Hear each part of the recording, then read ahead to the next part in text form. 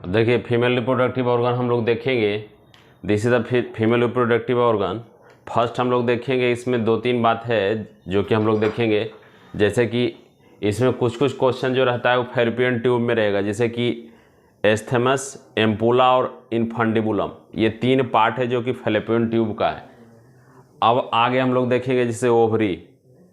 Ovary हमारा ऐसे importance, इसको हम लोग ऑर्गन मानते हैं फीमेल रिप्रोडक्टिव का, कि अगर ये ओवरी अगर नहीं रहता तो इसका कोई भी इम्पोर्टेंस नहीं होता, क्योंकि आपको मालूम होना चाहिए कि यही ओवुलेशन, यही अंडा बनाने का काम करता है ओवरी।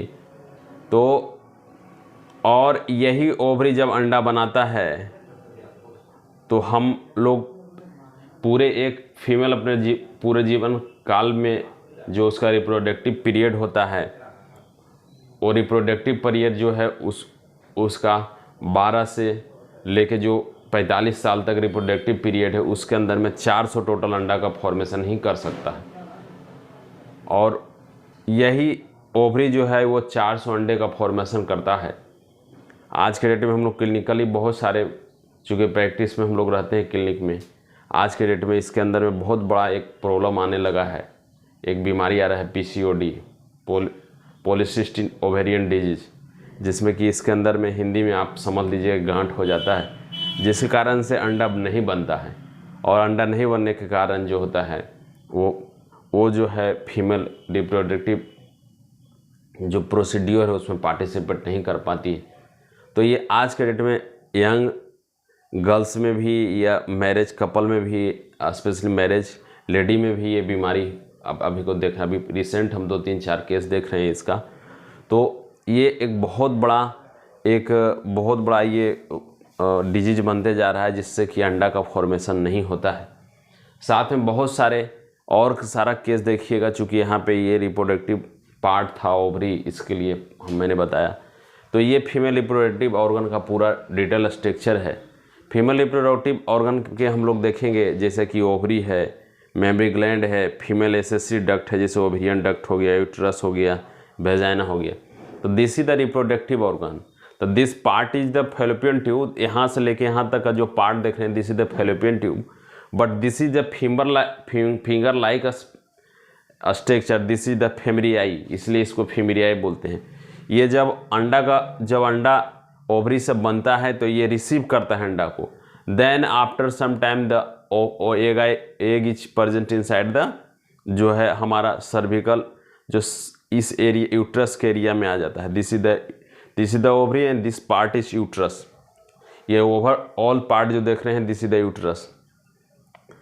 तो ये जो है हमारा एक पूरा पार्ट जो है हमारा, हम लोग देख रहे हैं कि इसका जो है 3 लेयर है, जैसे देख रहे हैं एंडोमेट्रियम, मायोमेट्रियम, पेरीमेट्रियम।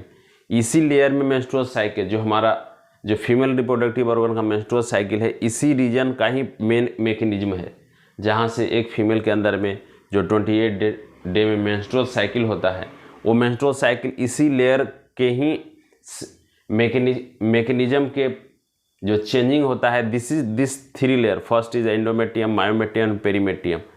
तो इसी लेयर के अंदर में मेंस्ट्रुअल साइकिल का चेंजिंग आता है। तो हम लोग इस पार्ट को, 2 पार्ट जो फीमेल रिप्रोडक्टिव ऑर्गन का इंपॉर्टेंस है, this is the ovary, formation of ओवा, जो कि ये जब यहाँ से अंडा बनता है, फेमरियाई उस अंडा को रिसीव करता है, इनफंडिबुलम, एम्पुला और इस्थेमस से होते हुए अंडा वो पुनः हमारा ये पार्ट है यूट्रस के एरिया में चला आता है। लेकिन कभी कभी ऐसा होता है कि जब किसी कारण से, अगर किसी का अब कॉन्जेनिटल भी बहुत सारे डिफॉर्मिटी आ जाए, जहाँ के फैलोपियन ट्यूब पूरा लॉक रहता है, उस कंडीशन में अंडा का फॉर्मेशन नहीं हो सकता है।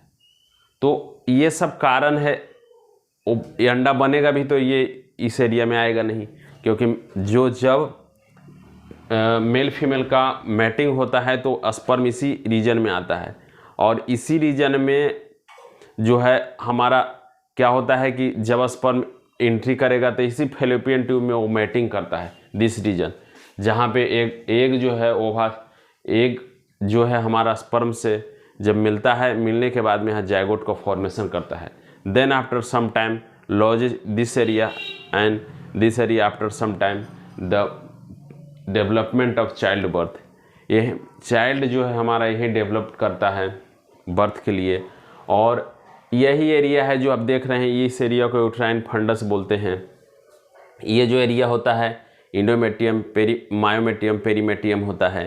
ये जो एरिया देख रहे हैं सर्विक्स है, ये एरिया वेजाइना है, ये आपका एरिया सर्वाइकल कैनाल होता है, ये एरिया हाइलम होता है, this is the area of hilum.